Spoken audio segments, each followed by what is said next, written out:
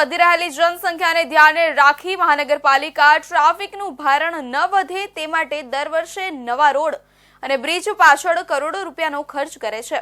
ત્યારે ઓક્ટોબર 2020થી શરૂ થયેલા લિંબાયતને ડિંડોલીથી જોડતા અંડરપાસનું કામ પૂર્ણતાને આરે છે અને ફેબ્રુઆરી મહિનામાં લોકો માટે શરૂ કરી દેવાશે તેવી શક્યતા છે।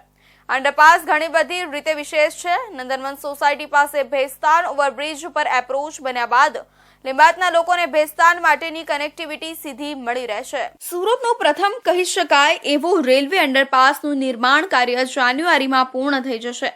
નવા ગામ લિંબાયત વિસ્તારને જોડતો હોવાથી આ નીલગિરી રેલવે અંડરપાસનું નિર્માણ કરાતા રોજના 50,000થી વધુ વાહન ચાલકોને સીધો ફાયદો થશે। ખાસ કરીને લોકોને રોજના થતા લાંબા ચક્રાવામાંથી મોટી રાહત મળશે। વળી હીટ વેન્ટિલેશન, એર કન્ડિશનિંગ અને ફાયર સિસ્ટમ ધરાવતો આ અંડરપાસ સમગ્ર રાજ્યનો પહેલો અંડરપાસ બનશે। અંડરપાસ બનાવવામાં પાલિકાને 55 કરોડ જેટલો ખર્ચો થયો છે। અંડરપાસમાં બંને તરફ 3 મળે કુલ 6 લેન બનાવી હોવાથી ભવિષ્યમાં પણ ટ્રાફિક સમસ્યા નહીં રહે અને વાહન વ્યવહાર સરળ બનશે એવો પાલિકાનો દાવો છે।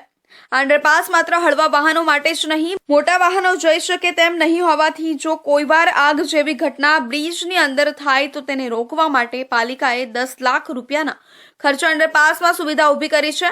અંડરપાસની બંને તરફ 4 ઇંચની પાઇપ લગાડવામાં આવી છે। જો આગ લાગે તો બહારથી પાણીનું કનેક્શન પાઇપમાં જોડીને અંદર 15-20 મીટરના અંતર લગાડવામાં આવેલા નોઝલથી પાણી અંદર સુધી પહોંચાડી શકાય છે। વધુમાં જાણવા મળેલી માહિતી પ્રમાણે અંડરબ્રિજનું મોટાભાગનું કામ પૂરું થઈ રહ્યું છે અને હાલ ફિનિશિંગનું કામ ચાલુ છે।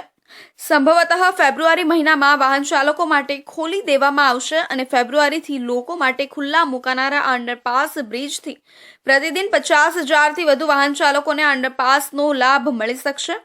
અંડરપાસમાં ફાયર સેફટી અને લોકોને ગુંગળામણ ન થાય તે માટે તે પ્રકારની અત્યાધુનિક સુવિધાઓ સજ્જ કરવામાં આવી છે।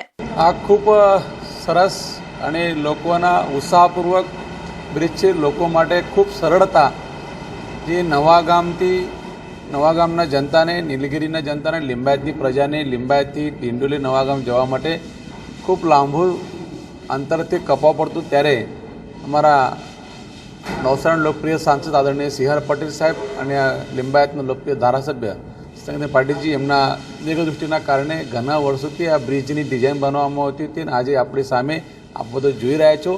ખૂબ સુંદર અને આજે અમે બધું જોયું સંદેશ ન્યૂઝપેપરના માધ્યમથી કે ગુજરાતના સૌથી લાંબો અંડર બાયપાસ બ્રિજ આ લિંબાયતને બનાવવામાં આવે છે। એની સાથે સાથે આધુનિક ટેકનોલોજી સાથે એની પણ આપણે બધું જોઈ રહ્યા છો કે એની અંદરમાં લાંબો બ્રિજ હોવાના કારણે પબ્લિકની જે નીચેથી ધુવાળો નીકળે છે એને કવર કરવા માટે અહીંયા ઓક્સિજનની પણ વ્યવસ્થા કરવામાં આવી છે અને સાથે સાથે ફાયર સેફ્ટી પણ વ્યવસ્થા કરવામાં આવી છે।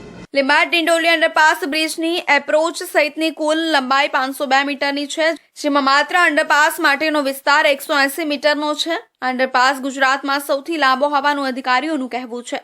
સામાન્ય રીતે મોટાભાગના અંડરપાસની લંબાઈ 40થી 60 મીટર સુધી હોય છે, પરંતુ લિંબાયત ડિંડોલી અંડરપાસની લંબાઈ વધારે હોવાથી જો કોઈ વાર ટ્રાફિક જેવી સમસ્યા થાય, વાહનોના ધુમાડાથી સફોકેશન અને ગરમીની સમસ્યા ન સર્જાય તેની કાળજી પાલિકાએ રાખી છે, જેના માટે હીટેડ વેન્ટિલેટર, એર કન્ડિશનની સુવિધા લગાડવામાં આવી છે, જેમાં ગરમ હવા બહાર સુધી ખેંચવા અને તાજી હવા અંદર લઈ જવા માટેની વ્યવસ્થા કરવામાં આવી છે। મહાનગરપાલિકાએ તેની પાછળ 1.5 કરોડ રૂપિયાનો ખર્ચ કર્યો છે।